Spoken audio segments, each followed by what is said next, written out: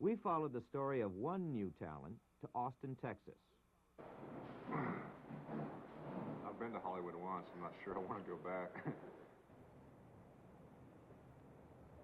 In 1978, Eagle Pennell wrote, directed, and produced a film called The Whole Shootin Match. Made for $30,000, it depicts the adventures of two Texans who drive from one get-rich scheme to another. Frank, I've been reading this book called The Secrets to Success, written by a man named J. Paul Winfield. And he's president of a company now, of a big company, and they can't even say which one.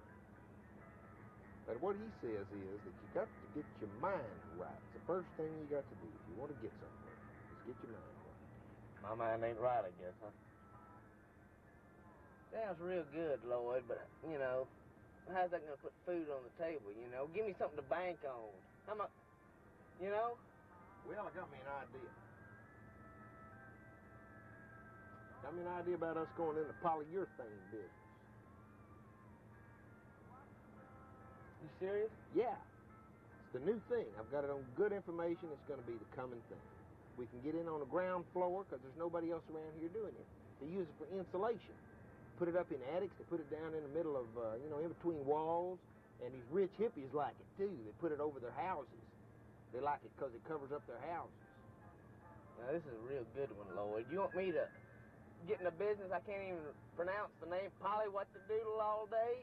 I mean, this is like the chinchilla business, Lloyd. How much we lose on that one, huh? That was our program. Them air conditioners. I should be driving a chinchilla Cadillac by now. How about the frog farm? How much you drop on that one? Huh? Well, now that was a case of getting in the market too late. Too Now, late. just about the same time we got in, the market fell out. The flying squirrels, Lloyd. Well, this town didn't even have a mosquito fogger when we got them flying squirrels.